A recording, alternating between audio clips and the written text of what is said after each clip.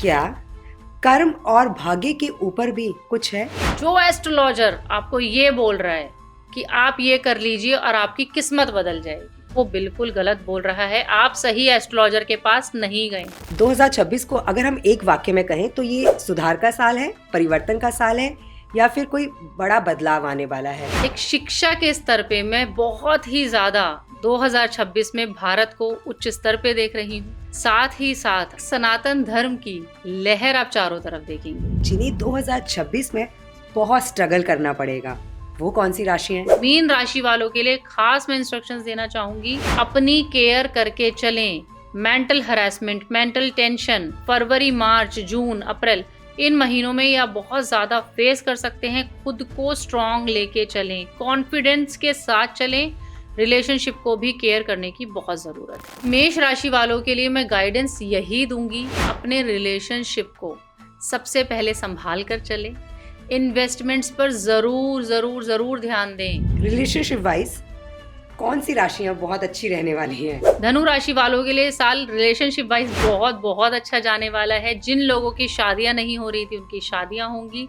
अगर कोई लोग लव मैरिज के लिए प्लान कर रहे थे तो वो भी होने के चांसेस हैं। सिर्फ टॉयलेट साफ कर लेने से या घर में तेज पत्ता जला लेने से, अपनी बीवी का बाल तोड़ के कहीं छुपा देने से रिलेशनशिप अच्छे नहीं होते हैं या घर में प्रॉस्पेरिटी नहीं आती। सबसे पहले समझने की जरूरत है उपायों का मतलब क्या है।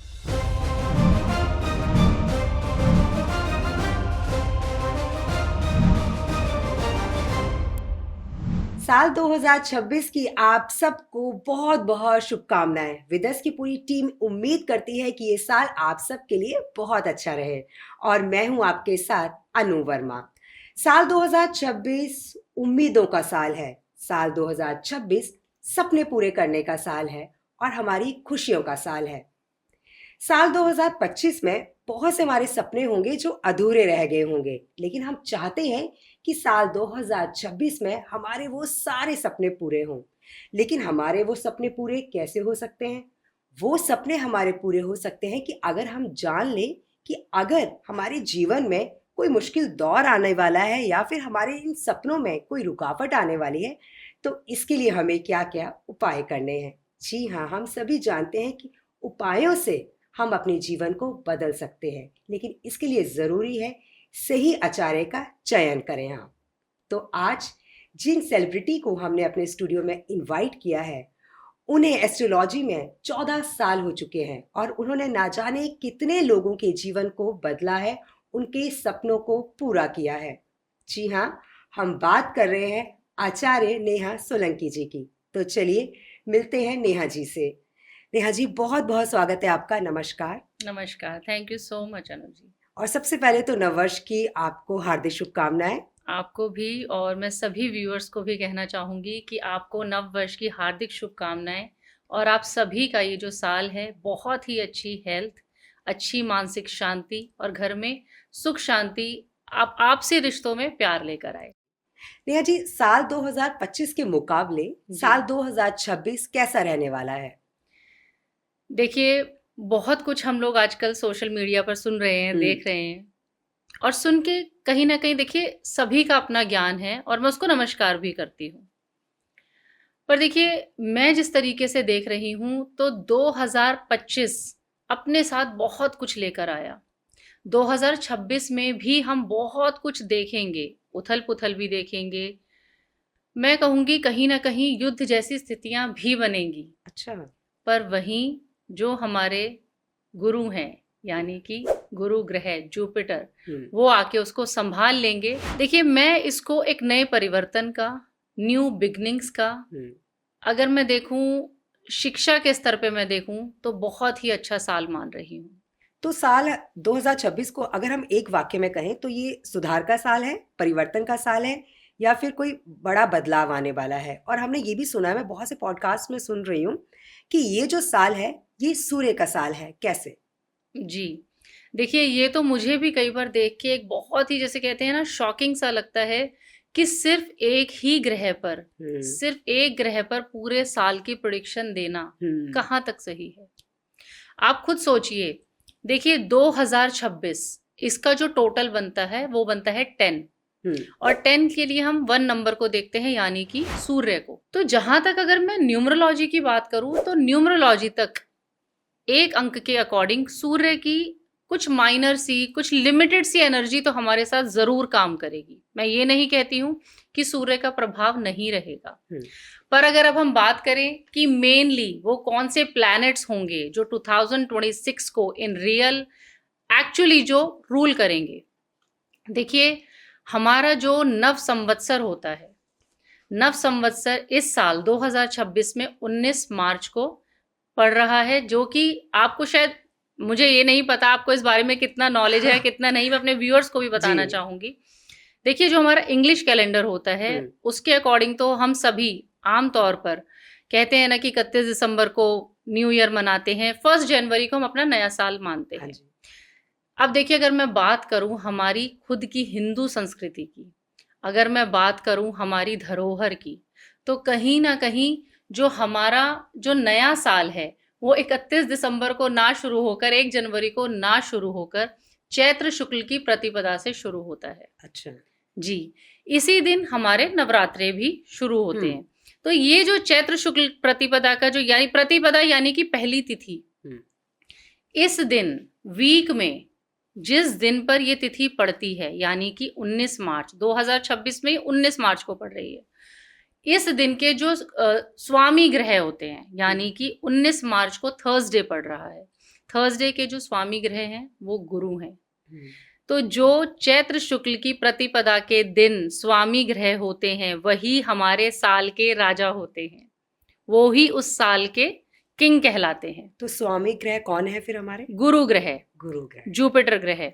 जैसा कि मैंने बताया, अभी पहले हमने सन की बात करी, न्यूमरोलॉजी के अकॉर्डिंग सन की जो वाइब्स हैं, सन की जो एनर्जी है वो जरूर वर्क करेगी।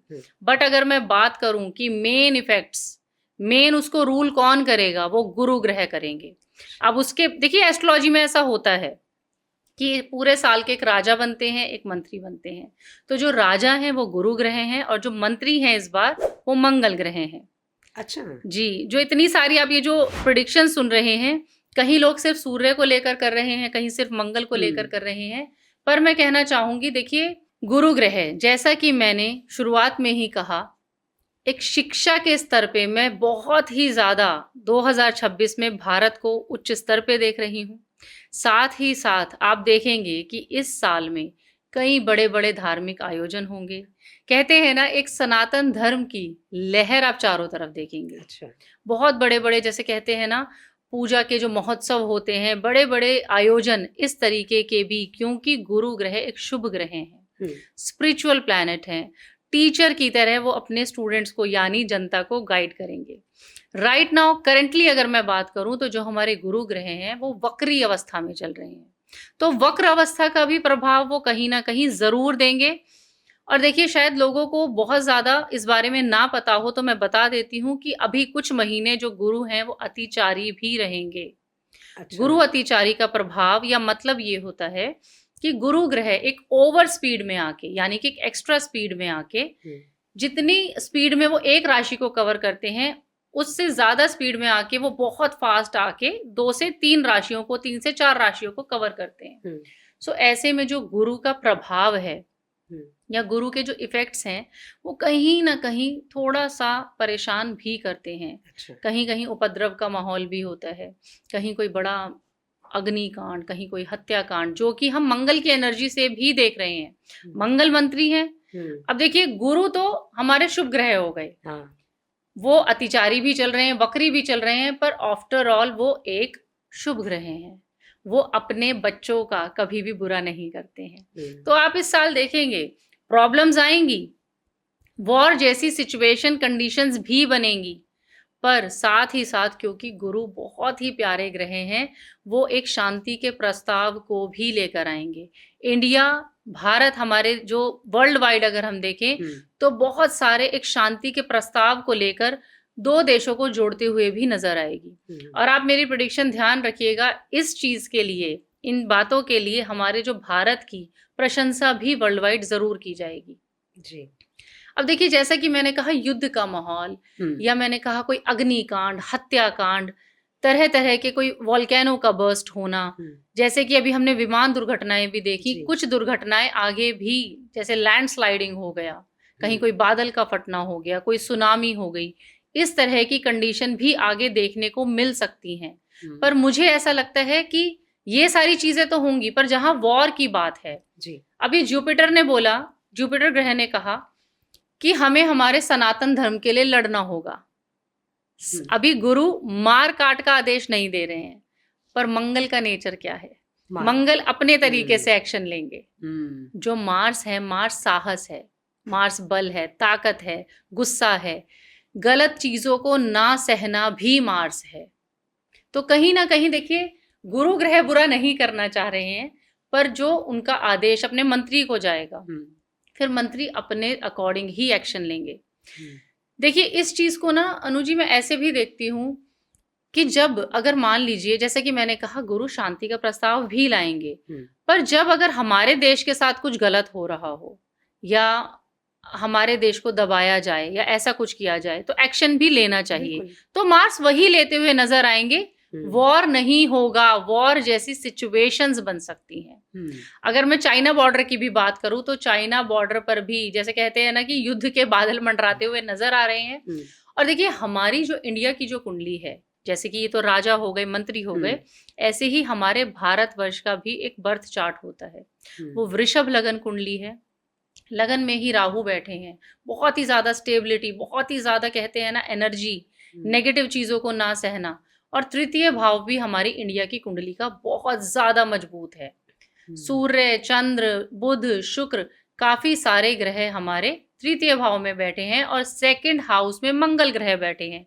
तो यानी कि तृतीय भाव पड़ोसी देश, तो पड़ोसी देश कितना मर्जी कुछ कर लें, पर हमारा भारत उन पर भारी ही रहने वाला है जी। सो बेसिकली अगर देखिए मैं होल सोल मिलाकर कहूं, तो कहीं ना कहीं मुझे दिखता है कि हाँ, जो ये साल शुरू होगा तो बहुत कुछ लोगों को देखने को मिलेगा, पर साथ ही साथ सन की एनर्जी भी काम कर रही है, चाहे थोड़ी काम कर रही है, जुपिटर की एनर्जी काम कर रही है। तो लोगों में एक कहीं ना कहीं कहते हैं ना, अपने सनातन को लेके एक जिज्ञासा बढ़ेगी जी। शैक्षिक स्तर पे मैं तो कहती हूँ कि जो लोग, जो भी स्टूडेंट्स हमारे, जिनके भी बोर्ड के एग्जाम्स भी हैं, जो भी स्टूडेंट्स फर्दर स्टडीज के लिए प्लान करना चाहते हैं, हायर स्टडीज, कोई आईएएस, आईपीएस जरूर करें, जरूर करें। देखिए जुपिटर भी, और देखिए ये जो जितनी भी प्रेडिक्शन मैं जैसे आपको दे रही हूँ, अभी मैंने सन की प्रेडिक्शन दी, अभी मैं आपको जुपिटर की प्रेडिक्शन दे रही हूँ। ये प्रेडिक्शंस तभी वर्क करती हैं, यानी कि स्टूडेंट्स की अभी मैं बात कर रही हूँ, कुंडली में अगर उनके सूर्य ग्रह की स्थिति अच्छी है, कुंडली में अगर उनके जुपिटर प्लैनेट की स्थिति अच्छी है, वो उनको सपोर्ट कर रहे हैं, तब उनके ऐसे फर्दर स्टडीज में अच्छी अचीवमेंट्स पाने के, अच्छी स्टडीज करने के बहुत अच्छे चांस बनते हैं। आपने बर्थ चार्ट की बात की। आजकल हम देख रहे हैं कि बड़े सारे पॉडकास्ट आते हैं और उसमें बताया जाता है कि इस वाली राशि के लिए ये साल ऐसा रहेगा, इस वाली राशि के लिए साल ऐसा रहने वाला है, ये उपाय कीजिए। तो राशि के हिसाब से हमें क्या कहते हैं, अपना डिसीजन लेना चाहिए या अपना बर्थ चार्ट दिखाना चाहिए? क्योंकि बहुत से ऐसे होते हैं, लोगों का टाइम नहीं होता, अपनी राशि सुनी कि अरे अच्छा इस साल ये होने वाला है, तो इस तरह से चलते हैं। तो क्या सही है, बर्थ चार्ट या फिर अपनी राशि? जी देखिए अनु जी, हम लोग भी राशियां बताते हैं, पर मुझे अपनी प्रेडिक्शंस पर मुझे बिलीव है, क्योंकि मैं वो कंप्यूटराइज्ड निकाल के लोगों को नहीं बता रही हूँ। मैं इस चीज को समय देती हूँ। अगर आज मैं किसी फील्ड में हूँ या मैंने एस्ट्रोलॉजी को अपना भगवान माना है या मैं उसको पूजती हूँ, तो मेरा सबसे पहला एक कहते हैं ना, एक फर्ज बन जाता है अपने प्रोफेशन के साथ लॉयल्टी करना या लॉयल्टी के साथ लोगों को गाइड करना। तो मैं ये मानती हूँ, देखिए मैं जो प्रेडिक्शंस दे रही हूँ वो मुझे उस पर बिलीव है, पर आप मुझे सिर्फ ये बात बताइए, आज की डेट में जितनी भी आप सोशल मीडिया पर प्रेडिक्शंस देख रहे हैं, राशियां देख रहे हैं, क्या लोगों के पास इतना समय है कि वो बैठ के उस प्रेडिक्शंस को निकालेंगे? देखिए मैं ये नहीं कहती कि जो चंद्र ग्रह पर, यानी कि मून राशि, मून साइन पर की हुई जो प्रेडिक्शंस है वो गलत होती हैं, वो गलत नहीं होती हैं, पर मून साइन के साथ की गई जो प्रेडिक्शंस है उसके साथ साथ अपना बर्थ चार्ट दिखाना भी बहुत जरूरी है। अगर देखिए कई लोग डालते हैं 1 डे की प्रेडिक्शंस डाल रहे हैं, कोई वीकली प्रेडिक्शंस डाल रहे हैं। अब देखिए मैं ये मानती हूँ जो इनोसेंट लोग हैं, जो जनता है, जो हम आम लोग हैं, दिल से बहुत इनोसेंट हैं। हम उस चीज़ पर बहुत जल्दी विश्वास कर लेते हैं। बिल्कुल। कहीं बता दिया कि अरे कुंभ राशि वालों का समय तो बहुत ही खराब रहने वाला है। हो सकता है वो बेचारे कुंभ राशि वाले डिप्रेस होके बैठ जाएं। हो सकता है किसी ने बता दिया ये राशि तो बहुत ही अच्छा करेगी, अब हो सकता है उस व्यक्ति ने ये सुन के मेहनत ही करनी छोड़ दी। आप समझ रहे हैं? तो उन प्रिडिक्शंस को, उन राशियों को आप एक थोड़े समय के फन के लिए सुन सकते हैं, समझ सकते हैं, पर मैं ये नहीं कहूंगी कि उन प्रिडिक्शंस पर, सिर्फ उन राशियों पर डिपेंडेंट हो जाना, उन राशियों पर बिलीव कर लेना बिल्कुल सही है, ऐसा नहीं है। सबसे पहले समझने की जरूरत है कि आप अपना बर्थ चार्ट दिखाएं। अपने बर्थ चार्ट के बिना, अब देखिए मैंने कहा कि किसी की जो मून साइन है, वृषभ राशि बहुत अच्छी है, हो सकता है उस व्यक्ति की कुंडली में ऐसी ग्रहों की पोजीशन ही ना बन रही हो।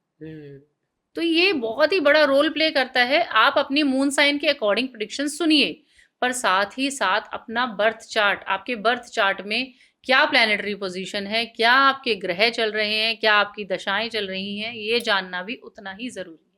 अब लोग जो है शनि की 7.5 से बहुत डरते हैं, क्योंकि उन्हें ऐसा लगता है कि जब अगर उनके जीवन में शनि की 7.5 आ गई है तो अब वो उन्हें बर्बाद करके रहेगी जी। क्या इस बात में वाकई सच्चाई है, और इस साल किन राशियों के ऊपर शनि की 7.5 है? देखिए सबसे पहले ना हमें ये देखना होता है कि जो शनि ग्रह का जो नेचर है, कहते हैं ना कर्म प्रधान ग्रह हैं, व्यक्ति को कर्मों के आधार पर फल देते हैं। मैं इस चीज से, इस स्टेटमेंट से बिल्कुल एग्री करती हूँ। और कहीं ना कहीं देखिए शनि हमारी कुंडली में क्या पोजीशन लेके बैठे हैं, उच्च के बैठे हैं, नीच के बैठे हैं, अस्त बैठे हैं, पाप ग्रहों के साथ बैठे हैं, किस तरह के बैठे हैं, ये भी हमें हमारे कर्मों के आधार पर पोजीशन मिलती है। अब आपने बात करी 7.5 की जी। देखिए अगेन मैं वही चीज रिपीट करना चाहूंगी, क्योंकि शनिदेव हैं। शनिदेव कहीं ना कहीं देखिए व्यक्ति को, शनि का नेचर है दुख तकलीफ देना, ऑब्स्टेकल्स देना, चीजों को डिले कर देना, चीजों को खींचना। क्यों? क्योंकि आप ये सब करके आए हो, आप ऐसा ऐसा कर्मा करके आए हो, तो ये तो भुगतना पड़ेगा। या फिर हम ये कह सकते हैं शनि की जो 7.5 होती है या शनि की जो दशा होती है, उसमें व्यक्ति को खुद को समझने की एक ताकत मिलती है। जैसे कहते हैं ना, सोना निखरने से पहले उसको बहुत गलाया जाता है, तपाया जाता है, उसी तरीके से शनि देव भी आपसे यही चाहते हैं कि आप सबसे पहले खुद पर वर्क करें, खुद को समझें, खुद के कर्मों को समझें कि आप कहाँ गलत थे। कहीं तो किसी का डर होना चाहिए ना, तो शायद वो शनि देव का डर ही सही, कि लोगों को लगता है कि हाँ हमारी अगर 7.5 चल रही है तो हमें अपने कर्म अच्छे रखने हैं, और ये सही भी है। तो देखिए 7.5 भी मैं कहूंगी कि 7.5 अपना इफेक्ट देती है, नो डाउट। ऐसा नहीं है कि 7.5 या ढैया अपना इफेक्ट नहीं देती है, देती है। लोग प्रॉब्लम्स भी देखते हैं, परेशानियां भी देखते हैं, अच्छे बनते बनाते काम लोगों के बिगड़ जाते हैं। लोग जो अगर रियल एस्टेट में है वो लोग भी बड़ा नुकसान देखते हैं, क्योंकि कहीं ना कहीं शनि कंस्ट्रक्शन से भी जुड़ा है। बशर्ते, अगेन सेम स्टेटमेंट मैं दूंगी, उनकी कुंडली में शनि देव कैसे हैं ये बहुत ज्यादा मैटर करता है। मैं भी अभी आपको तीनों राशियां बताऊंगी जिन पे शनि की 7.5 चल रही है, और उनका प्रभाव कैसा रहेगा वो भी बताऊंगी। पर मेरी प्रेडिक्शंस के साथ साथ सामने वाले व्यूअर के लिए ये जानना जरूरी है कि उनके बर्थ चार्ट में सैटर्न की पोजीशन कैसी है। अच्छा, किस सैटर्न में बैठे हुए हैं वो जानना भी जरूरी होता है जी। कहाँ बैठे हैं, कौन से भाव में बैठे हैं, किस कंडीशन में बैठे हुए हैं। अगर उनकी कुंडली में कहीं ना कहीं सैटर्न उच्च अवस्था में है तो हो सकता है वो शनि की 7.5 उन्हें ज्यादा परेशान ना करके अच्छे रिजल्ट्स भी दे। हो सकता है वो उनके लिए उतना खराब ना करे। तो फर्स्ट ऑफ ऑल शनि की 7.5 अपना इफेक्ट देती है, बट आपके बर्थ चार्ट में भी वो प्रॉमिस दिखना चाहिए। देखिए अगर मैं सबसे पहले राशियों की बात करूं तो शनि की जो 7.5 है वो 3 राशियों पर चल रही है। वो चल रही है हमारी मेष राशि पर, मीन राशि पर और कुंभ राशि पर। अब मेष पर जो है वो ऑलरेडी 2025 से शुरू हो चुकी है। तो मेष राशि पर जो, अगर हम शनि की 7.5 के 3 भाग होते हैं, शनि की 7.5 का सबसे पहला भाग मेष राशि पर चल रहा है। अब देखिए मेष राशि वालों के लिए मैं गाइडेंस यही दूंगी कि सबसे पहले सोच समझ के डिसीजन लें। देखिए, सिर्फ शनि की 7.5 पे मैं प्रिडिक्शन नहीं दे रही हूँ, अदर प्लैनेट्स की प्रिडिक्शंस भी होती है। तो और प्लैनेट्स की प्रिडिक्शंस भी मैंने इनके साथ कंक्लूड करके देखी है। देखिए, अपने रिलेशनशिप को सबसे पहले संभाल कर चले, इन्वेस्टमेंट्स पर जरूर जरूर जरूर ध्यान दें। कुंभ राशि है, वो हमारी जाके इनकम भाव में बैठ जाती है। मेष राशि वालों की मैं बात कर रही हूँ। तो राहु जब 11th हाउस में आ जाते हैं तो देते भी बहुत हैं, पर कहीं ना कहीं अनावश्यक खर्चे भी कराते हैं, नुकसान भी देते हैं, कहीं ना कहीं पेमेंट का फंसना ये भी दिखाते हैं। वहीं शनि इनकी कुंडली में यानी मेष राशि वालों की कुंडली में द्वादश भाव में यानी नुकसान वाले भाव में भी गोचर करेंगे। तो अपनी इन्वेस्टमेंट, अपनी मॉनेटरी टर्म्स का सबसे पहले ध्यान रखें। किसी पर भी ब्लाइंड बिलीव करके, ये नहीं है कि आपका कोई दोस्त आ गया, आपने उसे पैसे उधार दे दिए, कोई प्रॉब्लम में आप हेल्प कीजिए, पर बहुत सोच समझ कर कीजिए। रिलेशनशिप वाइज भी कहूंगी, मेष राशि वालों को बहुत ज्यादा ध्यान रखने की जरूरत है, बट साइड बाय साइड जो भी मैंने प्रेडिक्शंस दी हैं उनके लिए अपना खुद का बर्थ चार्ट जरूर दिखाएं। अब देखिए, दूसरी हम राशि की बात कर लेते हैं। दूसरी राशि है हमारी मीन राशि। मीन राशि पे देखिए, मैं थोड़ा सा एक्सप्लेन करना चाहूंगी। मीन राशि में ही अभी जो शनि है वो गोचर कर रहे हैं, और उन पर जो कि मैंने बताया शनि की 7.5 भी चल रही है। जब लगन में शनि आ जाते हैं तो कहीं ना कहीं वो थोड़े से डिप्रेसिव थॉट्स भी देते हैं, ओवर थिंकर भी बनाते हैं, और मीन राशि वैसे भी ओवर थिंकिंग करती है, नेचर है ये मीन राशि वालों का। तो अपने लिए एक टाइम सेट करें कि मुझे सुबह 5 मिनट मेडिटेशन करना ही है, मुझे अपने थॉट्स को सेटल और कंट्रोल करना है। तो क्योंकि लगन में शनि आ गए, तो साथ ही साथ समझने की, देखिए ये भी कहीं ना कहीं जरूरत है कि जो मीन राशि वाले होते हैं ना, वो बहुत ही ज्यादा खुले दिल के होते हैं, अपने अपने सबको अपना समझ लेते हैं। तो ये भी इनके लिए गाइडेंस है कि किसी पर भी ब्लाइंड बिलीव ना करें, इमोशनली इतना ज्यादा इन्वेस्ट ना कर दें कि बाद में आपको दुख हो। और देखिए, रिलेशनशिप वाइज कहीं ना कहीं इनके रिलेशंस में मुझे एक ब्रेकअप, एक मन मुटाव वाली सिचुएशन नजर आ रही है। तो अपने जो भी आपके स्पाउस हैं, आपके लव पार्टनर है, जो भी हैं आपकी लाइफ में, उनको समझें, उनके साथ बॉन्ड को स्ट्रॉन्ग करें, और इनको अपने पेट को, यानी कि पेट से रिलेटेड भी हेल्थ इश्यूज उनको हो सकते हैं, तो अपनी हेल्थ का जरूर ध्यान दें। अब देखिए, तीसरी अगर मैं बात करूं तो वो है हमारी कुंभ राशि। कुंभ राशि शनि देव की अपनी ही राशि है, पर शनि देव की 7.5 का तीसरा यानी आखिरी भाग इन लोगों पर चल रहा है। तो कहीं ना कहीं ये परेशानी जरूर देख सकते हैं, ऑब्स्टेकल्स देखेंगे। साल की शुरुआत में कहते हैं ना, स्लो स्पीड ये लोग देखेंगे, इन्हें लगेगा कि समय अभी डेड फिश की तरह जा रहा है, पर धीरे धीरे धीरे जब ये अपने फाइनेंसिस पर वर्कआउट करना शुरू करेंगे, ये अगर इनकी कुंडली में, जो भी कुंभ राशि वाले वीडियो देख रहे हैं, अगर इनकी कुंडली में शनि अच्छी अवस्था में बैठे हैं तो ये रियल एस्टेट के लिए प्लान कर सकते हैं, कंस्ट्रक्शन में ये पैसा लगा सकते हैं, पर अगेन बिल्कुल ईगल आई के साथ जी, कुछ भी ब्लाइंडली नहीं करना है। अपने रिलेशनशिप का, जैसे कि मैंने, देखिए ये जो साल है ना, ये साल रिलेशनशिप वाइज, क्योंकि साल की शुरुआत में भी, साल के मिड में भी एक पर्टिकुलर राशि में 4-4, 5-5 ग्रह गोचर कर रहे हैं, तो कहीं ना कहीं ये साल रिलेशनशिप को भी बहुत इफेक्ट करने वाला है। तो कुंभ राशि वालों के लिए भी यही गाइडेंस है कि ये अपने रिलेशनशिप को भी बहुत संभाल के लेके चलें। हो सकता है इनके जो पार्टनर हैं या तो वो बीमार पड़ जाएं, या आपस में इतनी ज्यादा, कहते हैं ना, एक मन ना मिलना या ऐसी कलेश वाली कोई स्थिति उत्पन्न हो जाए, तो उससे बच कर रहें। नेहा जी, कहते हैं ना कि जो शनि देव हैं वो कर्म के देवता हैं, तो क्या कर्म और भाग्य के ऊपर भी कुछ है? मैं हमेशा बोलती हूँ अनु जी कि हमें अपने कर्मों को सही रखना चाहिए, तो हमारे भाग्य में भी कहीं ना कहीं थोड़ा छोटा मोटा हल्का फुल्का सा बदलाव आ सकता है। पर अगर मैं बर्थ चार्ट की बात करती हूँ, या मैं अपनी ही स्टेटमेंट को आपको क्लियर करते हुए उसके अगेंस्ट जाते हुए आपको बता रही हूँ, अब अगर हम एक बर्थ चार्ट की बात करें, तो बर्थ चार्ट में जिन लोगों को भी थोड़ा सा भी एस्ट्रोलॉजी का ज्ञान होगा वो इस चीज को समझेंगे। बर्थ चार्ट में जो नवम भाव होता है वो हमारा भाग्य भाव है, और दशम भाव हमारा कर्म भाव है। यानी कि बर्थ चार्ट में जब हम चलते हैं तो कर्म से पहले भाग्य का भाव आ जाता है। अच्छा, अब आप मुझे बताइए ये कैसे पॉसिबल है? हम कहते हैं कर्म कीजिए, भाग्य में कहीं ना कहीं आपको फल मिलेगा। देखिए, मैं इस चीज को मानती हूँ अनु जी और जो आपने क्वेश्चन किया ना कर्म और भाग्य के ऊपर क्या है, मैं हम्म। उसको भी एक्सप्लेन करूंगी। जी। भाग्य में जब तक नहीं लिखा होगा आपको वो मिल ही नहीं सकता। अच्छा। कर्म अपनी जगह है। देखिए कई लोगों की कुंडली ऐसी होती है जहां पे भाग्य भाव बहुत मजबूत होता है, बहुत मजबूत होता है। चाहे वो कर्म थोड़ा कर रहे हैं, ज्यादा कर रहे हैं, कितना कर रहे हैं, पर उनको वो भाग्य में लिखवा के लाए हैं कि उनको मिलेगा। मैं ये नहीं कहती वो कर्म करना छोड़ दें, पर मिलेगा। आज आप मुझे एक बात बताइए, एक रिक्शा वाला है, रिक्शा वाला तो रात दिन सर्दी हो गर्मी हो तूफान हो अपने बच्चों को पालने के लिए वो रिक्शा चला रहा है। पर क्या आपको उसकी लाइफ को देख के ऐसा लगता है कि इतना कर्मा करने के बाद भी उसको उसके भाग्य के अनुसार मिल रहा है? नहीं मिल रहा है। अब देखिए किसी किसी का बर्थ चार्ट ऐसा होता है, जैसे कि मैंने पहले भी बताया कि किसी का भाग्य भाव इतना मजबूत है, जो भाग्य लिखवा के लाया है कि उसे वो थोड़ा भी करेगा तो उसको बहुत मिलता है। और कई लोगों की कुंडलियां ऐसी होती हैं कि जिनका भाग्य भाव तो थोड़ा कमजोर होता है पर कर्म भाव मजबूत होता है। इसीलिए कहते हैं कि अपना बर्थ चार्ट दिखाएं।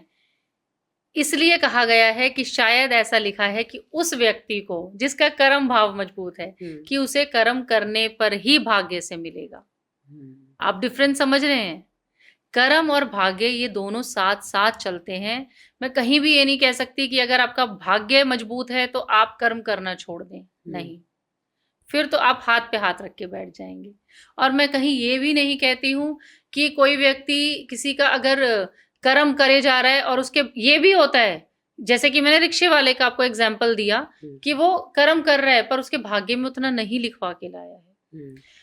अब देखिए, अब आपने जो क्वेश्चन किया था अब उस पर आ जाते हैं। आपने पूछा क्या कर्म और भाग्य के ऊपर भी कुछ है? सबसे पहली बात तो ये है कि जो हम अपने यहाँ लिखवा कर आ गए हैं ना, उसे कोई भी नहीं बदल सकता है। चाहे मैं एस्ट्रोलॉजर हूं, चाहे कोई और एस्ट्रोलॉजर हो, कोई किसी का भाग्य बदल ही नहीं सकता है। अगर कर्म और भाग्य के ऊपर कुछ है तो वो है हमारी डिवाइन पावर, वो है हमारे भगवान शिव, माँ शक्ति, भगवान कृष्णा। जो भी जिस रूप में उनको मानता है वो डिवाइन पावर ही एक है कि जिनके हाथ में है। जब आप कहीं ना कहीं अपना थोड़ा भी कर्मा सुधारते हैं या कर्म करने में बिलीव करते हैं, देखिए मैं ये नहीं कह रही हूं कि भाग्य बदला जा सकता है, भाग्य तो लिख गया, पर आप जब कहीं ना कहीं भगवान से कनेक्ट होते हैं, कहीं ना कहीं आप एक कहते हैं ना साधना से जुड़ते हैं, तो उनके हाथ में ताकत है कि आपके भाग्य में 19 या 20 का अंतर कर पाना। देखिए कर्म और भाग्य के ऊपर क्या है, इससे रिलेटेड आज मैं आपको एक बहुत ही सुंदर वाक्य बताना चाहती हूँ। हो सकता है हमारे बहुत से व्यूअर्स को भी ये सुन के अच्छा लगे और आपको भी लगेगा। देखिए कहा जाता है कि महाभारत के समय पे जब ये युद्ध होना था उससे पहले भगवान कृष्ण जाते हैं और वो दुर्योधन के पिताजी से कहते हैं कि आप हमें ये 5 स्थान दें या ये सब कुछ हमें दें कि जिससे हम युद्ध के लिए आगे ना बढ़ें। युद्ध में देखिए दोनों तरफ का नुकसान ही होता है। नुकसान एक आम जनता का नुकसान, जान माल, इन सब की हानि होती है। तो वहां से उनको एक जवाब मिलता है कि नहीं, युद्ध तो होकर ही रहेगा, युद्ध सर्वोपरि है और युद्ध होकर रहेगा। जब ऐसा सब कुछ उन्होंने सुना तो ये सुनकर कृष्णा जी वापस आ गए। तो इस पर धृतराष्ट्र कहते हैं कि जब इतनी बड़ी ये भविष्यवाणी की गई है या एक कहते हैं ना ये आकाशवाणी की गई है कि युद्ध तो होकर रहेगा, इस बात पर वो अपने महाज्योतिषियों को बुलाते हैं। वो कहते हैं कि आप दुर्योधन की कुंडली देखें, आप इनके ग्रहों का हाल देखें कि आपको आगे क्या नजर आ रहा है। तो यहाँ पर ज्योतिषी आए और उन्होंने बड़ी बड़ी प्रेडिक्शंस दी, बहुत कुछ उनके ग्रहों को देखकर कहा कि इस तरह की ग्रहों की स्थिति है, बहुत ही अच्छे ग्रह बैठे हैं और दुर्योधन को कोई हरा ही नहीं सकता है। अच्छा, युद्ध क्षेत्र में महाभारत में ऐसा कोई होगा ही नहीं जो दुर्योधन को हरा पाए और दुर्योधन ही उस युद्ध को जीतेंगे। तो बहुत ही ज्यादा कहते हैं ना एक कॉन्फिडेंस के साथ हमारे दुर्योधन भी आगे बढ़े कि मुझे ही ये जो युद्ध है वो जीतना है। अब होता क्या है कि शुरू के जब 2-3 दिन बीतने लगते हैं तो ऐसा नजर आता है कि पूरा जो हमारे जो कौरवों की जो सेना थी वो कहीं ना कहीं हार रही है, ध्वस्त हो रही है, परेशान हो रही है। तो ये सब देख के दोबारा उन ज्योतिषी को बुलाया गया। तो उनसे पूछा, देखिए आपने तो ऐसे ऐसे कहा था, आपने तो प्रेडिक्शंस दी थी कि दुर्योधन ही जीतेंगे, बट ऐसा कुछ नजर नहीं आ रहा है। तो उन्होंने कहा आप चिंता मत करिए, ये मेरी भविष्यवाणी है, मैं ग्रहों को बहुत अच्छे से जानता हूँ, दुर्योधन को कोई नहीं हरा सकता है। सेम उन्होंने प्रेडिक्शंस दी। उसके बाद कुछ और समय बीता। अब हम देख रहे हैं कि जो उनके सैनिक हैं वो मरते ही जा रहे हैं, कहीं ना कहीं वो युद्ध आगे बढ़ रहा था और कौरवों की हार ही होती जा रही थी। तो ऐसे समय में तीसरी बार दोबारा एस्ट्रोलॉजर को यानी उनके ज्योतिषी को बुलाया गया। तो उन्होंने यही, देखिए आप ना गलत चीजों को देख रहे हैं, आप निर्णय को देखिएगा। आप आज मत देखिए कि आज युद्ध क्षेत्र में क्या चल रहा है, आप निर्णय को देखिएगा, आप देखेंगे कि दुर्योधन जीतेंगे। उन्होंने अगेन सेम प्रेडिक्शन की, जो मैं ग्रहों की चाल देख रहा हूँ, जो नक्षत्रों की चाल देख रहा हूँ, तो दुर्योधन ही जीतेंगे। अब आखिरी में आते आते तो बुरा हाल हो चुका था। सामने तो श्री कृष्णा थे।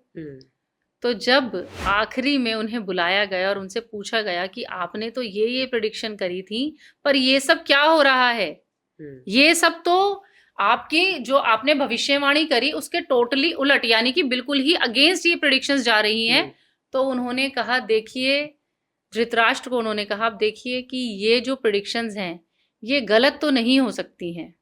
जो दुर्योधन की कुंडली है वो बहुत मजबूत है और चक्रवर्ती राजा की तरह इनकी कुंडली है कि किसी से हार नहीं सकते, पर वहां युद्ध क्षेत्र में वहां कोई है, कोई ऐसा है जो ये सब कुछ बदल रहा है, कोई ऐसा है कि जो ये सब कर रहा है। तो वहां पर जो हमारे एक पंडित जी जो बैठे हुए थे हमारी उस सभा में, उन्होंने कहा, मैं जानता हूं कि वो श्री कृष्ण हैं, श्री कृष्ण ही वो ताकत हैं, श्री कृष्ण ही वो शाश्वत, कहते हैं ना कि सच हैं, कि जो ग्रहों की चाल को मोड़ने में भी सक्षम है, किसी के ग्रहों की, किसी के नक्षत्रों की चाल को घुमाकर भी बिल्कुल पलट कर देना, ये हमारे भगवान कृष्णा के हाथ में ही है। यानी कि दुर्योधन की कुंडली में जीत तो लिखी हुई थी, पर हमारे भगवान कृष्ण ने सच का, सही कर्म करने वालों का साथ दिया।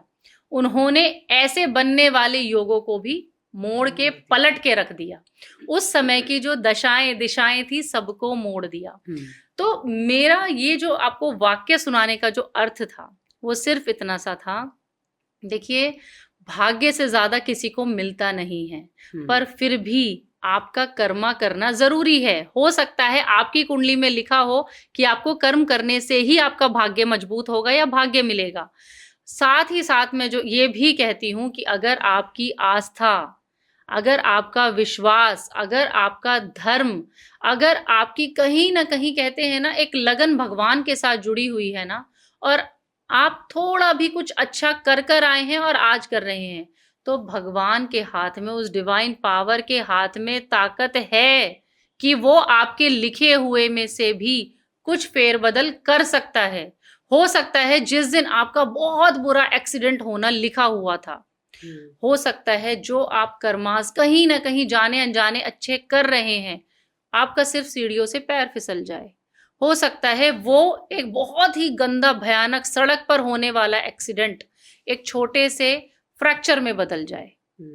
देखिए होगा तो जरूर, होनी को कोई नहीं बदल सकता है, पर भगवान के हाथ में डिवाइन पावर, प्रेयर्स के हाथ में वो ताकत है कि वो आपके भाग्य में कुछ छोटा मोटा बदलाव कर सके। बहुत से लोग ऐसे होते हैं कि उनके जीवन में जब एक मुश्किल दौर आता है तो वो एक आचार्य के पास जाते हैं जी, उनसे पूछते हैं, उनको अपनी बात बताते हैं, और जो चीज़ें वो कहते हैं, जो उपाय वो बताते हैं, वो सब करते हैं, लेकिन फिर भी लाइफ में वो बदलाव नहीं आता है, वो सुधार नहीं आता है जिसकी उन्हें तलाश होती है। और ऐसे वो एक के पास नहीं, बहुत से आचार्यों के पास जाते हैं।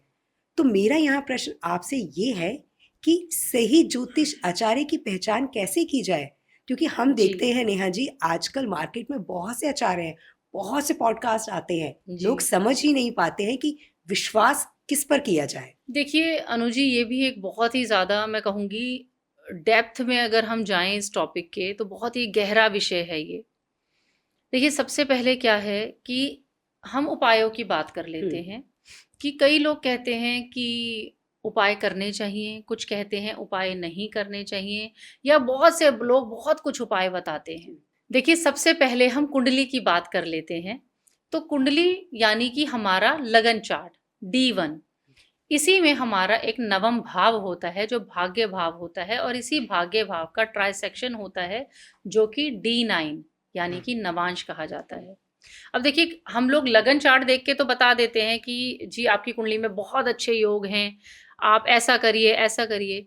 देखिए, सबसे पहले देखने की ज़रूरत है कि क्या उस व्यक्ति के नवम भाव से जो बना हुआ D9 यानी कि नवांश का ये जो चार्ट है, ये ग्रहों की स्ट्रेंथ को बताता है। ये बताता है कि जो D1 में यानी लगन चार्ट में आपको जो प्रोमिसेस दिख रहे हैं कि ये ग्रह उच्च का है अच्छे फल देगा, ये ग्रह नीच का है बुरे फल देगा, क्या वो प्रोमिसेस इस भाव में दिख रहे हैं? क्या D9 में ऐसी सिचुएशंस बन रही हैं? अगर मुझे दिखता है, पर्सनली कोई मेरे पास आता है और मुझे दिखता है कि हाँ, कहीं ना कहीं कुछ बताया जा सकता है, D9 में वो प्रोमिसेस दिख रहे हैं, तो हम उस व्यक्ति को उपाय बताते हैं। ठीक है। अब देखिए, उपायों की बात करते हैं तो उपाय भी वो सबसे पहले समझिएगा कि देखिए, सिर्फ टॉयलेट साफ कर लेने से या घर में तेज पत्ता जला लेने से और अपनी बीवी का बाल तोड़ के कहीं छुपा देने से रिलेशनशिप अच्छे नहीं होते हैं या घर में प्रॉस्पेरिटी नहीं आती है। सबसे पहले समझने की जरूरत है उपायों का मतलब क्या है। शास्त्रों की अगर मैं बात करूं तो शास्त्रों में कहीं भी उपाय नहीं दिए गए हैं। ये मैं अपने और पॉडकास्ट में और वीडियोस में भी बोलती हूँ। देखिए, मैं भी उपाय बताती हूँ, पर जैसे कि मैंने कहा, जब मुझे वो प्रोमिसेस नजर आते हैं तो, और उपाय वो क्या हैं? वो उपाय हैं मंत्र चैंटिंग, वो उपाय हैं अपने देव की, अपने ईष्ट की साधना करना। आप किस ग्रह के निमित्त होकर पूजा कर रहे हैं, उस ग्रह के निमित्त होकर प्रार्थना करना, अपने पश्चाताप के लिए माफी मांगना। मंत्र चैंटिंग से जरूर फल मिलता है। बीज मंत्र जो हमें हमारी कहते हैं ना, हिंदू ज्योतिष में और हमारे हिंदू संस्कृति में हमें जो विरासत से मिला है जी, वो बीज मंत्र अपने आप में इतने सिद्ध मंत्र हैं, उनकी चैंटिंग से जरूर हमें फल मिलता है। पर वो फल सिर्फ यानी कि वो उपाय भी उतना ही काम कर पाते हैं कि अगर आपके साथ कोई बहुत ज्यादा नेगेटिव होना है तो उस नेगेटिविटी में वो थोड़ा सा फर्क ले आएंगे, बदल नहीं सकते हैं। अगेन, क्योंकि मैं बार बार रिपीट करती हूँ कि बदला नहीं जा सकता है। अब आपके दोबारा क्वेश्चन पे मैं आ जाती हूँ। आपने मुझे पूछा कि सही एस्ट्रोलॉजर का कैसे पता किया जाए। बिल्कुल, क्योंकि इतने सारे आ गए मार्केट में, नहीं समझ में आता है कि किसके पास जाएं, किससे पूछें। देखिए, दो चीजें मैं कहूंगी। बीइंग एन एस्ट्रोलॉजर, जो हम देखते हैं, जो हम आजकल सुन रहे हैं, इसमें ना हमारा प्रलोभन जुड़ गया है, इसमें हमारा लालच जुड़ गया है। आज मैं यहाँ आपके पॉडकास्ट पे बैठी हूँ, कहीं ना कहीं मेरा भी लालच जुड़ गया है कि लोग मुझे सुने, मुझे जाने। लेकिन अच्छी चीजें तो जानी चाहिए ना, अच्छी चीजें जाननी चाहिए, बहुत अच्छी बात है। पर उस समय में जब हमारा ये शास्त्र बना था, जो हमारे महर्षि पराशर ने जब ये लिखा, तब उनके साथ कोई लालच नहीं जुड़ा हुआ था। तो आज की डेट में, दोबारा मैं पॉइंट पे आती हूँ, आज की डेट में एस्ट्रोलॉजी को लोग डरा के, धमका के कि देखिए आपके साथ ही बुरा होने वाला है, देखिए आपके बेटे की मृत्यु होने वाली है, देखिए आपके साथ ये होने वाला है, तो आप ऐसा कर लीजिए। देखिए, सबसे पहला रूल, सबसे पहला कर्तव्य एक ज्योतिषी का यानी एक एस्ट्रोलॉजर का होता है कि वो अपने पास आने वाले व्यक्ति को पॉजिटिव करे, उसके मन को शांत करे। वो आपके पास आ ही क्यों रहा है? उसके जीवन में तो ऑलरेडी बहुत परेशानियां चल रही हैं, वो परेशान है इसीलिए तो आ रहा है। अगर आपके पास आके भी, हमारे पास आके भी अगर उसे परेशानी ही झेलनी पड़ रही है तो फिर क्या फायदा। तो सबसे पहला कर्तव्य एक एस्ट्रोलॉजर का होता है कि वो आपको पॉजिटिव करे। आपकी, ठीक है, जो नेगेटिव चीजें हैं उनके लिए भी समझाना चाहिए, बताना चाहिए, पर वो डराना नहीं चाहिए कि आपके साथ उस चीज को बताने का एक तरीका होता है। अब पहला रूल तो हो गया कि आपने कहा कि कैसे एस्ट्रोलॉजर सही है या नहीं है, कैसे जाने। तो पहला रूल ये है कि वो एस्ट्रोलॉजर कभी भी आपको डरा के, एक कहते हैं ना, चीजों में नेगेटिविटी दिखा के आपको गाइड नहीं करेगा। दूसरा सबसे बड़ा रूल, ध्यान से सुनिएगा, मैं अपने व्यूअर्स को भी कहना चाहूंगी कि जो एस्ट्रोलॉजर आपको ये बोल रहा है कि आप ये कर लीजिए और आपकी किस्मत बदल जाएगी, आप ये कर लीजिए आपकी 2 महीने बाद चांदी हो जाएगी, या मैं ऐसा व्यक्ति हूं कि मैं आपका भाग्य बदल दूंगा, देखिए पहली बात तो बड़ा बोलने का कोई फायदा ही नहीं है। दूसरी बात, मैंने कहा ना पहले भी कि ये सिर्फ डिवाइन पावर के हाथ में है। किसी एस्ट्रोलॉजर, चाहे मैं हूं चाहे अदर्स हैं, किसी एस्ट्रोलॉजर के हाथ में ये नहीं लिखा है कि वो किसी का भाग्य बदल सके। सिर्फ और सिर्फ गाइडेंस दी जा सकती है। और अगर D9 जैसे कि मैंने कहा नवांश प्रॉमिस कर रहा है, तो मंत्र चैंटिंग, कर्म कांड, पूजा पाठ, साधना, ये बताया जा सकता है। तो दोनों ही रूल, जो भी व्यक्ति एस्ट्रोलॉजर के पास जाएं, सबसे पहले वो ये देख लें कि वो व्यक्ति आपको गाइड किस वे में कर रहा है। क्या वो आपको ज्यादा ही डरा रहा है? अगर ऐसा है तो आपको दोबारा सोचने की जरूरत है। दूसरा मैं कहूंगी कि कोई भी व्यक्ति जो बोल रहा है वो आपका भाग्य बदल देगा, वो बिल्कुल गलत बोल रहा है। आप सही एस्ट्रोलॉजर के पास नहीं गए हैं।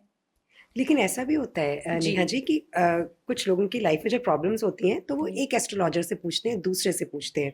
अच्छा, जिसने उनको अच्छा बता दिया ना तो उसको वो अच्छा मान लेते हैं, और जिसने अगर उनको गलत बता दिया, मतलब गलत का मतलब है कि वाकई उनकी लाइफ में वो प्रॉब्लम है और वो इस तरह के व्यक्ति हैं, तो उन्हें लगता है कि शायद ये एस्ट्रोलॉजर सही ही नहीं है। ऐसे भी बहुत से लोग हैं। देखिए होता क्या है अनु जी, एस्ट्रोलॉजी और प्रेडिक्शन यानी कि ज्योतिष कभी गलत नहीं हो सकता है।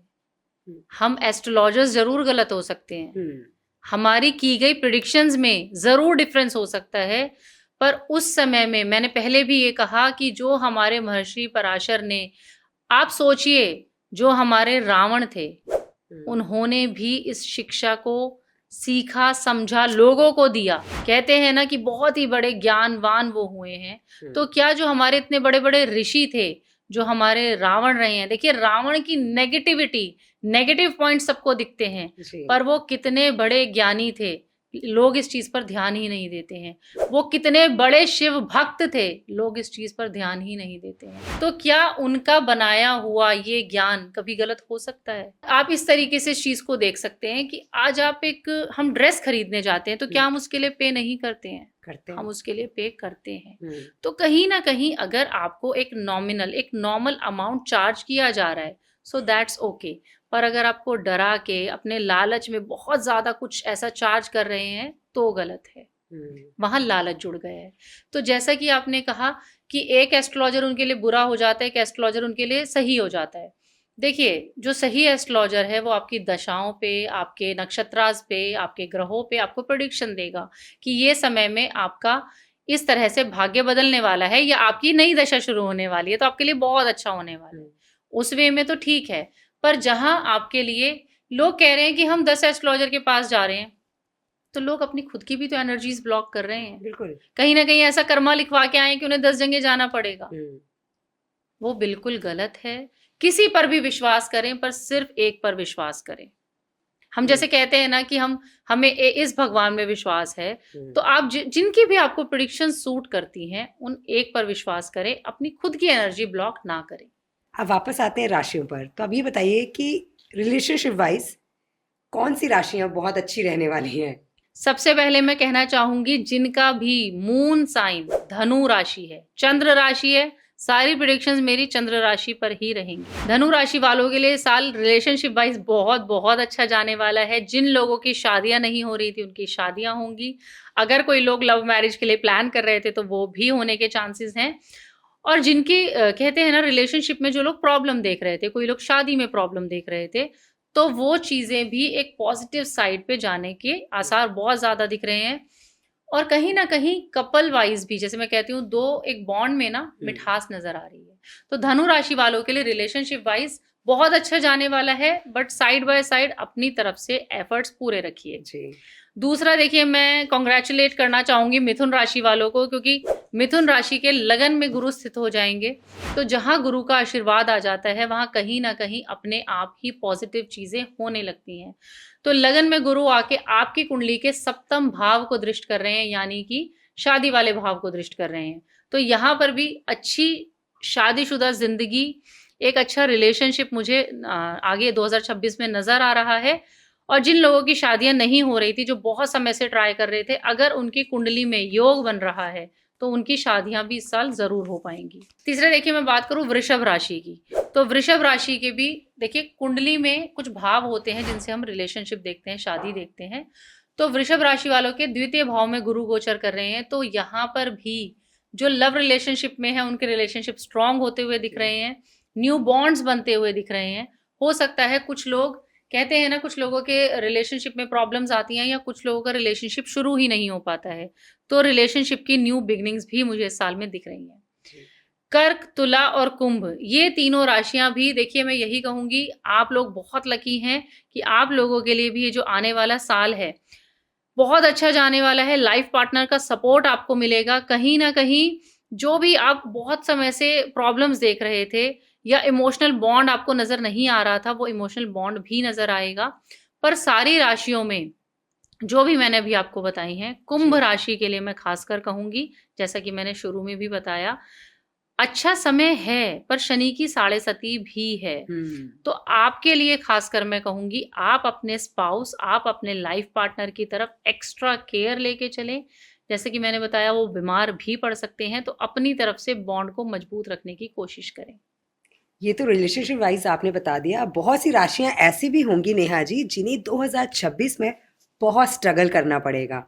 वो कौन सी राशियां हैं? जी देखिए, सबसे पहले मैं नाम लूंगी कुंभ राशि का, कि कुंभ राशि वालों के लिए ये साल, अगर उनकी कुंडली में ऐसे ग्रह गोचर भी बन रहा है तो क्योंकि ये देखिए चंद्र राशि के आधार पे मैं बता रही हूँ, स्ट्रगल उनकी लाइफ में वो देख सकते हैं। साल की शुरुआत में चीजों को ना बनना वो देख सकते हैं। मीन राशि, देखिए मीन राशि वालों के लिए मैं कुछ और भी ऐड ऑन करना चाहूंगी। जिस तरीके से हमारी एक इंडिविजुअल का बर्थ चार्ट होता है, ऐसे ही हमारे इंडिया का बर्थ चार्ट होता है।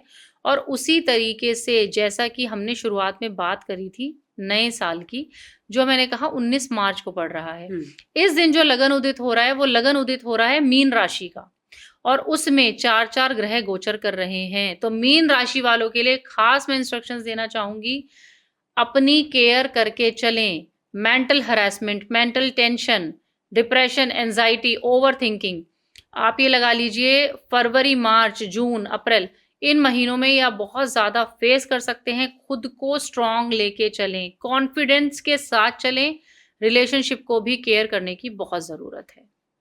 तो ये 2 राशियां मैं कहूंगी। कहीं ना कहीं देखिए मकर राशि पर भी इसका प्रभाव रहेगा। मेष राशि भी जैसे मैंने बताई कि उस पे भी शनि की 7.5 चल रही है, तो मेष राशि वालों को भी बहुत संभल के अपने फाइनेंस को बहुत ज्यादा ध्यान से लेकर चलने की जरूरत है। जी, तो नेहा जी जैसे हम देखते हैं कि जिसमें शुरुआत से ही कह रही हूँ कितने सारे पॉडकास्ट आ रहे हैं, लोग जो है अपनी किसी पॉडकास्ट में अपनी राशि के लिए अच्छा सुनते हैं, तो किसी पॉडकास्ट में अपनी राशि के लिए पूरा सुनते हैं। तो एक एस्ट्रोलॉजर जो है एक प्रिडिक्शन कर रहा है, लेकिन एक व्यक्ति की इतने सारे लोग हैं, उनकी राशियां जो हैं वो अलग अलग हैं और उनके विचार अलग अलग हैं, कर्म अलग अलग है, भाग्य वो अलग अलग करते हैं, तो इसके हिसाब से भी तो अलग अलग इफेक्ट पड़ता होगा। जी बिल्कुल। देखिए, मैं अपने व्यूअर्स से भी क्वेश्चन पूछना चाहूंगी, और अगर चाहें तो हमें कमेंट सेक्शन में ज़रूर बताएं। और आपसे भी मैं पूछना चाहूंगी, क्या जो हमारा जो ह्यूमन बॉडी है और जो हमारे डीएनए होते हैं, क्या वो डीएनए सबके सेम है? बिल्कुल नहीं। इस बात को तो आप भी मानती हैं ना कि हर कोई अपना एक डीएनए लेके पैदा हुआ है। अगर मैं थंब प्रिंट की बात करूं तो हर इंडिविजुअल का अपना एक सेपरेट, अपना एक डिफरेंट थंब प्रिंट है। उसी तरीके से हर व्यक्ति का, हर इंडिविजुअल का अपना सिंगल एक पर्सनल बर्थ चार्ट है। इसीलिए मैंने अपने इस प्रोग्राम की शुरुआत में भी बोला था कि चाहे मैं भी राशि बता रही हूँ, मैं भी अभी आपको मैंने प्रेडिक्शंस दी हैं, पर उसके साथ अपना बर्थ चार्ट जरूर दिखाएं। देखिए, सिर्फ एक प्रेडिक्शन पे पूरे साल को डिसाइड कर लेना, सिर्फ एक मात्र राशि पर, प्रेडिक्शंस पर बिलीव कर लेना सही नहीं है। जैसा कि मैंने बताया कि हर किसी का थंबप्रिंट अलग है। उसी तरीके से जैसे कहते हैं ना, हमारे बायोमेट्रिक्स जो होते हैं वो कभी भी सेम नहीं हो सकते हैं। उसी तरीके से हम क्या कर्मा लेकर आए हैं, क्या प्रारब्ध लाए हैं, क्या बर्थ चार्ट हमारा है, किस दशा में हैं, किस देश में रह रहे हैं, किस उम्र के हम हैं, सभी के लिए कहते हैं ना देश काल पात्र सबके लिए प्रिडिक्शन अलग अलग काम करती है। तो राशि सुनिए, राशि समझना ठीक है, हमारी प्रिडिक्शन सुनिए, पर उसके साथ अपना बर्थ चार्ट जरूर चेक करवाएं। देखिए बर्थ चार्ट चेक करवाए बिना ना एक व्यक्ति अपना समय का लॉस कर रहा है, कहीं ना कहीं उसकी खुद की एनर्जी ब्लॉक हो रही है। आज वो एक उपाय सुन के कुछ और कर लेता है। देखिए कई लोगों को मैंने सुना है कि वो शनि को तेल चढ़ा देते हैं जाके। हाँ। ठीक है, आप भगवान को पूछते हैं, सैटरडे शनिदेव को को बहुत से पूछते लोगों को हम हैं, देखते हैं। चढ़ाएं। हाँ। पर उससे पहले आप अपना बर्थ चार्ट जरूर चेक करवाएं। अब सपोज किसी की कुंडली में शनि भाग्य भाव के स्वामी हो गए और अगर वो व्यक्ति जाके शनिदेव को तेल चढ़ा रहा है और वो अच्छी पोजीशन में भी नहीं बैठे हैं सपोज, तो यहाँ तो आप अपने भाग्य का ही नुकसान कर रहे हैं। तो सबसे पहले समझिए, जिस तरीके से आपकी बर्थ चार्ट यूनिक है, जिस तरीके से आपका थंब प्रिंट यूनिक है, उसी तरीके से आपकी जो कुंडली की प्रेडिक्शंस हैं, आपकी जो कहते हैं ना कोई छोटे मोटे जो मैंने कहा चैंटिंग हो गई, मंत्र चैंटिंग हो गए, वो सॉल्यूशंस भी हर किसी इंडिविजुअल के लिए अलग है। तो जैसा कि आपने बोला कि क्या ये सबके लिए सेम है, नहीं, ये सबके लिए सेम नहीं है। अच्छा, आपने ये तो हमें बता दिया था कि इंडिया के लिए ये साल कैसा रहने वाला है, आपने ये हमें सब बताया। ये बताइए कि हमारे जो प्राइम मिनिस्टर हैं उनके लिए साल कैसा रहने वाला है, मतलब कैसी स्थिति रहेगी, क्योंकि बहुत से ऐसे लोग हैं जो शायद उनसे खुश हैं और बहुत से ऐसे लोग हैं जो उनसे ना खुश हैं। तो कैसा रहने वाला है ये साल जी। उनके लिए? देखिए अगर मैं अपने माननीय मोदी जी की बात करूं तो वो अपने आप में ही एक ऐसा व्यक्तित्व है कि जो डायरेक्ट एक्शन लेने में बिलीव करते हैं। बहुत ही ज़्यादा स्ट्रॉन्ग, पावरफुल, डोमिनेटिंग नेचर में भी दिखता है और वही प्रोमिसेस उनके कुंडली में भी दिखते हैं। देखिए थोड़ा सा मैं क्लियर करना चाहूँगी, सोशल मीडिया पर बहुत सारे बर्थ चार्ट घूमते रहते हैं, चाहे वो किसी सेलिब्रिटी का हो, किसी पॉलिटिशियन का हो। देखिए मैं सभी बर्थ चार्ट की प्रेडिक्शन नहीं करती हूँ क्योंकि सभी मेरे सगे संबंधी नहीं है कि मुझे पर्सनली बर्थ चार्ट भेजा है। तो जब तक डिटेल्स एक्यूरेट ना हो किसी का प्रेडिक्शन करना सही नहीं होता है। तो ये जो मेरे पास जो बर्थ चार्ट है, जब मैं इसको मोदी जी की लाइफ से, मोदी जी के पर्सनैलिटी से, उनकी अचीवमेंट से कनेक्ट करके देखती हूँ तो ये बहुत ज़्यादा उनके साथ सटीक बैठती है। अब देखिए अगर मैं उनकी लगन की बात करूँ तो लगन में वृश्चिक राशि उदित हो रही है। वृश्चिक राशि यानी कि पावर, डोमिनेटिंग, साहस, बल। अनुराधा नक्षत्र के दूसरे चरण का उनका जन्म है, जो लोग बहुत ही ज्यादा कॉन्फिडेंट होते हैं। ऐसा नहीं है कि ये लोग स्ट्रगल नहीं देखते। ये मैं सिर्फ मोदी जी का जीवन देख के नहीं, मैं अनुराधा नक्षत्र के बारे में भी आपको बता रही हूँ। जीवन के शुरुआत में ये लोग बहुत स्ट्रगल देखते हैं, इतना स्ट्रगल देखते हैं कि उनकी लाइफ का अनुमान लगाना कि क्या ये कभी सक्सेस कर पाएंगे, ऐसा भी पॉसिबल नहीं हो पाता है। क्योंकि वो कहते हैं ना कि कमल कीचड़ में खिलता है, तो कीचड़ जैसी कहते हैं बहुत ही ज्यादा दुखद परिस्थिति में रह के भी, बहुत ज्यादा स्ट्रगलिंग एक एटमॉस्फेयर देखने के बाद भी ये जो व्यक्तित्व है खिलकर आता है। तो ये जो मोदी जी की जो कुंडली है बहुत ही ज्यादा स्ट्रॉन्ग कुंडली है, डोमिनेटिंग मैं कहूंगी। कहीं ना कहीं अपने विचारों को रखने वाला व्यक्ति, किसी से दबने वाला ना हो, जो कि कहते हैं ना अपने डिसीजंस को बहुत ही पावरफुली, बहुत ज्यादा स्ट्रांगली आके लेके चलने वाले होते हैं। तो लगन में वृश्चिक राशि उदित हो रही है, वृश्चिक राशि में मंगल स्वग्रह ही बैठे हुए हैं। तो यहाँ पर ये जो मंगल है ये उनको जो कहते हैं ना प्रधानमंत्री जी, सिर्फ ये एक योग नहीं, ऐसे कुंडली में हजारों योग हैं, बहुत सारे योग हैं जो ये दावा करते हैं कि जी हाँ ये एक प्रधानमंत्री की कुंडली है। लगन में ही चंद्रमा नीच के बैठ गए, जबकि चंद्रमा यहाँ नीच राशि में बैठ गए हैं, पर ये एक बहुत ही पावरफुल नीच भंग राजयोग बना रहे हैं। तो ऐसे व्यक्ति को हराना, ऐसे व्यक्ति को कहते हैं ना उनकी ना सुनना पॉसिबल ही नहीं है, ऐसा कभी हो ही नहीं सकता। दशम भाव की भी मैं बात करूं, पंचम भाव की मैं बात करूं, पंचम भाव में राहु बैठे हैं, दशम भाव में शुक्र शनि साथ में जो ये ब्यूटीफुल योग बना रहे हैं, और छठे भाव में बुध उनके उच्च के हो गए हैं, सूर्य बुध आदित्य योग बन रहा है। सो बेसिकली ये जो कुंडली होती है ना, ये कुंडली एक्शन लेने वाली कुंडली होती है। ये जो कुंडली होती है चीजों को एग्जीक्यूट करने वाली कुंडली होती है। कहीं ना कहीं लाइफ का जो जैसे कहते हैं ना, जो अनुराधा नक्षत्र के जो स्वामी है वो शनि देव हैं, जो जीवन की शुरुआत होती है वो थोड़ी स्लो होती है, स्ट्रगल के साथ होती है, पर बहुत ही ज़्यादा कहते हैं ना स्पष्टवादी। हम्म, जैसा कि मैंने बताया मोदी जी हैं, हम्म, बहुत ही स्पष्टवादी ये लोग होते हैं, स्ट्रेट फॉरवर्ड, जो कि मैंने कहा एक एग्रेसिव, अपने देश की जनता के लिए सोचने वाले भी मोदी जी हैं, और उनकी कुंडली में ऐसे योग भी दिखते हैं। लाइफ में देखिए कहते हैं ना कि बहुत ज़्यादा अप डाउन भी इनके लोगों में कुंडली में नज़र आते हैं, बट ये जो व्यक्ति हैं यानी कि जो हमारे मोदी जी हैं, ये बहुत ही ज़्यादा लीडरशिप क्वालिटी के साथ आगे चलने वाले हैं। इस साल 2026 में इनकी खुद की पर्सनल मंगल की महादशा चल रही है। ये जो मंगल की महादशा है, जैसे मैंने पहले भी बताया कि एक जिद्दपन को दिखाता है। मैं ये नहीं कह रही हूं कि हम लोग युद्ध के लिए अग्रसर होंगे, नहीं। युद्ध जैसी सिचुएशन अगर बनी तो टक्कर का, कहते हैं ना, टक्कर का जवाब देना भी मोदी जी को आता है, और वो देंगे भी। पर वहीं जुपिटर आके शांति प्रस्ताव भी ले आएंगे, शांति की तरफ भी हम लोग अग्रसर होंगे। तो कहीं ना कहीं सिचुएशन को संभालने वाले, बहुत ही एक विल पावर को लेके चलने वाले मोदी जी की कुंडली है। 2026 में वो बहुत ही बड़े बड़े डिसीजन लेते हुए भी नजर आएंगे जी। जैसा कि मैंने कहा, अमेरिका हो गया, अदर कंट्रीज हो गई, उनके साथ भी एक कहते हैं ना अच्छे रिलेशन बनाते हुए नजर आएंगे। पर जहां जरूरत पड़ेगी स्ट्रिक्ट एक्शन की, तो वो स्ट्रिक्ट एक्शंस भी जरूर लेंगे। बेसिकली कहने का मतलब ये है कि मोदी जी अपने हक के लिए लड़ना जानते हैं। अब जैसे कि मोदी जी की कुंडली में मंगल की महादशा चल रही है, जो कि अभी 2028 तक चलेगी, प्लस हमारी जो देश की कुंडली है, इंडिया की जो कुंडली है, उसमें भी मंगल की महादशा चल रही है। अच्छा। तो अब आप सोचिए, जिस देश में मंगल की महादशा हो, और हमारे देश का जो नेतृत्व कर रहे हैं मोदी जी, उनकी खुद की भी कुंडली में मंगल की महादशा है, और इस साल के राजा गुरु हैं, पर मंत्री अगेन मंगल हैं। तो हम जो हमारा जो ये भारतवर्ष है, ये कहीं भी पीछे रहने वालों में से नहीं है। हम अपने पड़ोसी देशों पर भी बहुत भारी पड़ने वाले हैं। पर मैं एक और देखिए प्रेडिक्शन आपके चैनल के माध्यम से करना चाहूंगी कि हम और देशों पर भारी रहें, बहुत अच्छी बात है, पर मंगल की जो हमारी इंडिया की कुंडली में स्थिति है, वो सेकंड भाव में है। अच्छा। ये स्थिति दिखाती है कि हमारे इंडिया में ही आंतरिक राज्यों में भी बिल्कुल बहुत ज्यादा प्रॉब्लम्स, बहुत ज्यादा लड़ाई झगड़ा, मंगल का व्यवहार है ये, मंगल का नेचर है ये, सांप्रदायिक दंगे बढ़ते हुए बहुत ज्यादा नजर आएंगे। जैसा कि हम आजकल देख भी रहे हैं, बांग्लादेश में इतना कुछ हो रहा है, ये आगे आने वाले 2026 में भी आप बहुत बहुत ज्यादा देखेंगे इन चीजों को।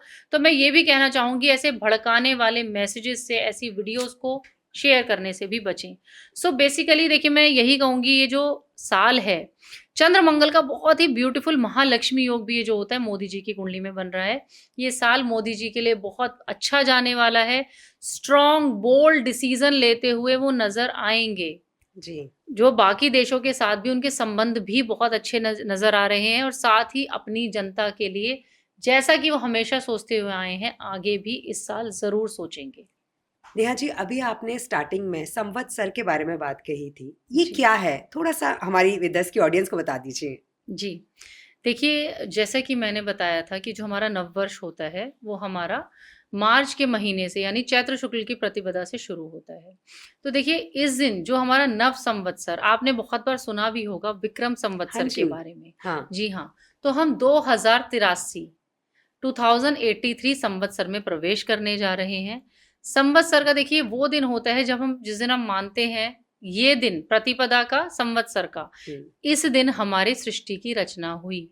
अच्छा। जी हाँ, और देखिए सृष्टि की रचना वाले कहे जाते हैं हमारे ब्रह्मा जी, तो हम इसे ब्रह्म संवत्सर के नाम से भी जानते हैं। तो इस साल 2026 में, जैसे कि मैंने बताया, 19 मार्च को ये नया हमारा 2083 संवत्सर शुरू होने जा रहा है। तो अपने घर में भी मैं कहती हूँ, देखिए नवरात्रे तो हमारे शुरू होते ही हैं, माँ देवी की कृपा मैं चाहूंगी कि सब पर बनी रहे। तो अपने घर में गंगा जल का छिड़काव करें, अच्छे से पूजा पाठ करें, मंदिरों को साफ करें, और उसके बाद, क्योंकि देखिए हमारे जो हिंदू धर्म है, इसमें हमारी, कहते हैं ना, जो हमारी धरोहर है, जो हमारी संस्कृति है, जो हमें विरासत से मिला है, वो हमारा ये संवत्सर ही है। और देखिए, मैं बताना चाहूंगी आपके व्यूअर्स को भी कि इस साल जो ये संवत्सर है, ये रौद्र संवत्सर है। अच्छा। इसका नाम है रौद्र संवत्सर। तो ये जो संवत्सर है, कहीं ना कहीं देखिए एक स्ट्रॉन्ग, एक पावरफुल एनर्जी को भी दिखा रहा है। मैं ये नहीं कहूंगी देखिए कि रौद्र नाम है तो हमारे व्यूअर्स डर जाएं। देखिए रौद्र रूप भगवान शिव का होता है। जब आप 19 मार्च के दिन भगवान शिव को भी पूजेंगे तो भी आपको उनका एक बहुत अच्छा आशीर्वाद मिलेगा। पर रौद्र वो कब होते हैं? रौद्र वो तब होते हैं जब परिस्थितियां बहुत ज्यादा खराब हो जाती हैं। जब कहते हैं ना गलत को भी नहीं सहना चाहिए, तब वो रौद्र रूप लेते हैं। तो उसी तरीके से जैसे कि मैंने अदर प्रेडिक्शंस भी दी, भारत में कहीं ना कहीं इस रौद्र संवत्सर का प्रभाव भी देखने को मिलेगा, पर वो तब जब सिचुएशंस बहुत ज्यादा खराब होती हुई नजर आ जाएंगी। ऐसा नहीं है कि रौद्र संवत्सर है तो सब कुछ खराब ही खराब होगा, ऐसा नहीं है। भारत के बारे में आपने हमें बता दिया कि भारत की सिचुएशन कैसी रहने वाली है 2026 में। अगर हम इंटरनेशनली बात करें तो कैसा रहने वाला है ये साल? जी देखिए अनुजी, जैसे भी हमने बात करी हमारे नव वर्ष के प्रारंभ की, तो वो हमारा 19 मार्च को होने जा रहा है। जी जिस तरीके से एक इंडिविजुअल का बर्थ चार्ट होता है, जैसे मैंने कहा हमारी इंडिया की भी कुंडली होती है, ऐसे ही हमारी नव वर्ष पर भी हम एक बर्थ चार्ट बनाते हैं जो हमारे नए साल का बर्थ चार्ट बनता है। अब देखिए अगर मैं उस बर्थ चार्ट की बात करूं तो वो जैसे कि मैंने मीन राशि वालों के लिए बताया था, मीन लगन उदित हो रहा है और लगन में ही सूर्य चंद्र शुक्र शनि, सूर्य शनि का जो कॉम्बिनेशन आता है, कुछ समय बाद मंगल के साथ राहु भी आ रहे हैं। तो विनाशक विस्फोटक स्थितियों को ये दिखा रहा है। ये इंटरनेशनली ही मैं बात कर रही हूँ, specially America, Pakistan, Greece, Ukraine, Syria, Bangladesh और इंटरनली भी इंडिया में बहुत ज्यादा आपको सांप्रदायिक दंगे, अग्नि हत्याकांड, इस तरीके के बड़े बड़े जो कहते हैं ना बहुत ही खराब सिचुएशंस देखने को मिल सकती हैं। और ये तो देखिए मैंने आपको सबका इंक्लूड करके बताया। अब अगर मैं इंटरनेशनली देख रही हूँ तो जो सूर्य और शनि की जो स्थिति दिख रही है, ये कहीं ना कहीं एशिया के किसी राजनेता का सत्ता परिवर्तन होते हुए भी दिखा रहा है। किसी राजनेता का सत्ता परिवर्तन, कहीं ना कहीं किसी बड़े राजनेता की खराब तबीयत, बहुत ही ज्यादा मृत्यु तुल्य कष्ट भी वो व्यक्ति देख सकता है, या फिर हमले के बाद मर्डर तक के चांसेस इस समय दिख रहे हैं इस 2026 में। मैं ये इंटरनेशनली बात कर रही हूँ। तो इंटरनेशनली ये चीजें जैसे कहते हैं ना बड़े बड़े हिंसक आंदोलन होना, इस तरह की सिचुएशन मुझे नजर आ रही है। मैं लोगों को यही कहूंगी कि जो मैंने सत्ता परिवर्तन की बात करी, सत्ता परिवर्तन देखिए कहीं पर भी हो सकता है। सरकार बदलने की बात नहीं कर रही हूं मैं, सिर्फ सत्ता परिवर्तन की बात कर रही हूं, क्योंकि कहीं ना कहीं जब ये कॉम्बिनेशन आता है, ये इस तरह की एनर्जी साथ में लेकर आता है। साथ ही मैं कहूंगी अपने दर्शकों को भी मैं कहना चाहूंगी कि सूर्य शनि का जो कॉम्बिनेशन आ रहा है, अपने फादर के साथ अपना बॉन्ड अच्छा करें। कहीं ना कहीं देखिए पिता पुत्र के बॉन्ड में भी ये थोड़ी सी प्रॉब्लम क्रिएट करता हुआ दिखता है। सो ओवरऑल मैं यही कहूंगी कि पश्चिम एशियाई देशों को, एशिया के देशों में इस तरह की जो मैंने प्रेडिक्शन दी है, ये ऐसा होने के चांसेस बहुत ज्यादा है। भूस्खलन हो गया, अग्नि हत्याकांड हो गया, किसी भी तरीके के कोई जैसे कहते हैं ना प्राकृतिक आपदाएं हो गई, ये सब होता हुआ बहुत ज्यादा दिख रहा है। जी तो नेहा जी, अब जो है 2026 को लेकर आप हमारी जो ऑडियंस है उन्हें क्या एडवाइस देना चाहेंगे? जी देखिए, सबसे पहले मैं आप सभी को 2026 के लिए बहुत सारी शुभकामनाएं देती हूँ। और देखिए मैंने अगर आपने पॉडकास्ट पूरा देखा हो तो मैंने बीच में भी कहा कि इस साल सांप्रदायिक दंगे होने का बहुत ज्यादा आसार नजर आ रहा है। चीजें बढ़ती हुई, चाहे वो बांग्लादेश हो, चाहे आउट ऑफ इंडिया हो, पाकिस्तान की साइड भी जैसा कि मैंने कहा बहुत कुछ, ये लोग तो आपस में ही लड़ लड़ के मर जाएंगे, ऐसा बहुत कुछ दिख रहा है। तो देखिए मैं कहती हूँ हम लोग इंडियंस हैं, इंडियन होने के नाते ऐसी कोई भी गलत न्यूज़ को, गलत वीडियो को शेयर करने से बचें। देखिए मैं मानती हूँ इन्फॉर्मेशन मिलती है, पर उसके लिए हमारे न्यूज़ चैनल्स बैठे हुए हैं। जब आप ऐसी चीज़ें ज़्यादा से ज़्यादा वायरल करते हैं, शेयर करते हैं, लोगों के मन में भी हिंसात्मक प्रवृत्ति आती है। इन चीज़ों से बचें, क्योंकि देखिए इस साल में जनता के बीच में भी ऐसा व्यवहार देखने को मिल सकता है। कहते हैं ना जनता भी उपद्रवी हो जाती है, तो कहीं ना कहीं ये देखने को मिल सकता है। ये सब ना करें। और एक गाइडेंस जो मैं हमेशा सबको कहती हूँ, अपने और जगह भी मैंने बताया है, ये जो साल है ये गुरु ग्रह का साल है। उपाय मैं नहीं कह रही हूँ इसको सिर्फ एक छोटी सी आदत बना लें। आप वृद्धा आश्रम जाना शुरू करें, अपने बच्चों को लेकर जाएं, वृद्धों से मिलें। देखिए वृद्ध जो है हमारे गुरु ग्रह का ही रूप है। जब आप उन्हें टाइम देते हैं, जब आप उन्हें सुनते हैं, समझते हैं, और मुझे लगता है टाइम से अच्छा तोहफ़ा हम किसी को नहीं दे सकते हैं, तो ये कहीं न कहीं गुरु ग्रह को आपकी कुंडली में अच्छा आशीर्वाद देने वाला बनाते हैं। तो वृद्धों को मिलें, हो सके अगर आप उनके लिए कर सकें, तो ज़रूर दान भी करें। जब आप उन्हें समय देंगे, तो और वो ब्लेसिंग्स जो आपको मिलेंगी, वो जो मन की शांति आपको मिलेंगी, उससे ऊपर कुछ हो ही नहीं सकता है।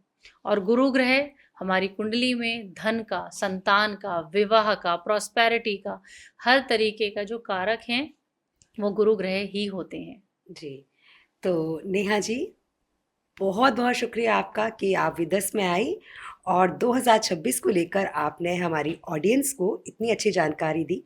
बहुत-बहुत शुक्रिया नेहा जी। आपका भी अनु जी बहुत-बहुत शुक्रिया। आपने मुझे बुलाया इतने प्यार से, इतने मन से, मुझे भी आगे बहुत अच्छा लगा। जी, तो नेहा जी ने एक बात कही कि आप जो है इस साल जो है जब भी आप कुछ देखते हैं कुछ अच्छी चीज़ों को शेयर कीजिए, क्योंकि बहुत बार ऐसा होता है कि हम गलत चीज़ें ज़्यादा शेयर करते हैं, कुछ अच्छा होता है तो हम उसे शेयर नहीं करते हैं। हमारे विदस का यही एक मकसद रहता है कि हम एक अच्छी नॉलेज आपके साथ बांटें, और कुछ ऐसे सवाल होते हैं जो आपके मन में होते हैं लेकिन वो आप नहीं पूछ सकते हैं, तो हम उन्हें यहाँ बैठकर पूछने की कोशिश करते हैं। उम्मीद करते हैं कि हमेशा की तरह आज का पॉडकास्ट भी आपको बेहद पसंद आया होगा, लेकिन जाने से पहले सिर्फ यही कहना चाहूँगी कि आप हमारे यूट्यूब चैनल को लाइक करें, शेयर करें और सब्सक्राइब करें। बहुत बहुत शुक्रिया हमारे साथ जुड़ने के लिए और हमें इतना ढेर सारा प्यार देने के लिए। नमस्कार।